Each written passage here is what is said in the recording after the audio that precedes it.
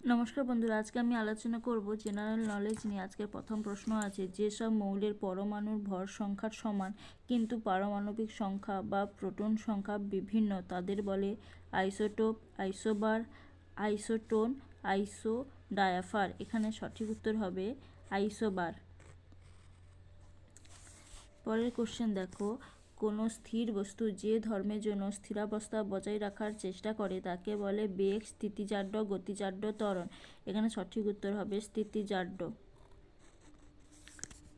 পরের কোশ্চেন আছে, পরমাণুর তিনটি আদি কণার মধ্যে কোনটি সবচেয়ে হালকা? নিউট্রন, ইলেকট্রন, প্রোটন, বি ও সি। এখানে সঠিক উত্তর হবে ইলেকট্রন।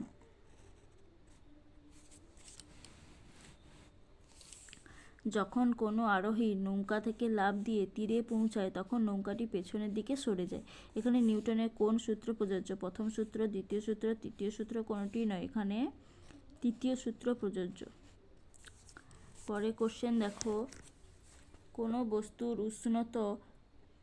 বস্তুর উষ্ণতা 1 ডিগ্রি বৃদ্ধি করতে যে তাপের প্রয়োজন হয় তাকে ওই বস্তুর ড্যাশ বলে? অপশান দেখো, জল সম, তাপগ্রাহিতা, লীন তাপ, আপেক্ষিক তাপ। তাকে তাপগ্রাহিতা বলে। পরের কোশ্চেন দেখো, যে সমস্ত বলের একক মহাবিশ্বের যে কোনো জায়গায় একই থাকে সেই এককগুলিকে বলে অভিকর্ষীয় একক, পরম একক, একক ত্বরণ, ডাইন। সেইগুলোকে বলে পরম একক।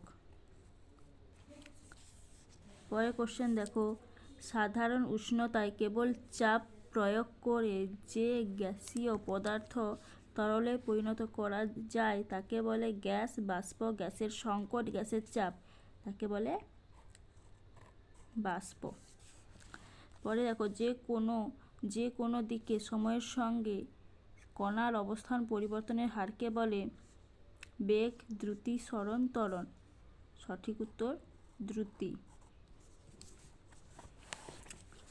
এরপরে আছে, একক ভরের বস্তুকে পৃথিবী তার কেন্দ্রের দিকে যে বলে আকর্ষণ করে তাকে বলে বলের পরম একক, পরম বল। অভিকর্ষীয় একক, অভিকর্ষীয় বল, তাকে বলে অভিকর্ষীয় একক। পরে কোশ্চেন দেখো, কোনো পদার্থের নির্দিষ্ট ভরের নির্দিষ্ট উষ্ণতা বৃদ্ধির জন্য প্রয়োজনীয় তাপ ও সমভর জলের সমান বৃদ্ধি উষ্ণতা বৃদ্ধির জন্য প্রয়োজনীয় তাপের অনুপাতকে ওই পদার্থের ড্যাশ বলে? লীন তাপ, আপেক্ষিক তাপ, তাপগ্রাহিতা, জল সম। তাকে বলে আপেক্ষিক তাপ। এরপরে কোশ্চেন, কোনো মৌলিক বা যৌগিক যে কোনো পদার্থে 1 গ্রাম অণুতে সমান সংখ্যক অণু থাকে এই সংখ্যাকে বলে নিউটন সংখ্যা, চার্লস সংখ্যা, বয়েলের সংখ্যা, অ্যাভোগাড্রোর সংখ্যা। সঠিক উত্তর অ্যাভোগাড্রো সংখ্যা।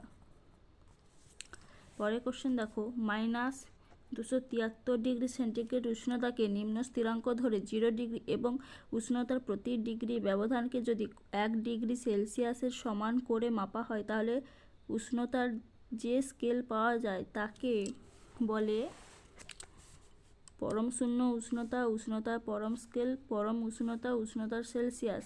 তাকে বলা হয় উষ্ণতার পরম স্কেল।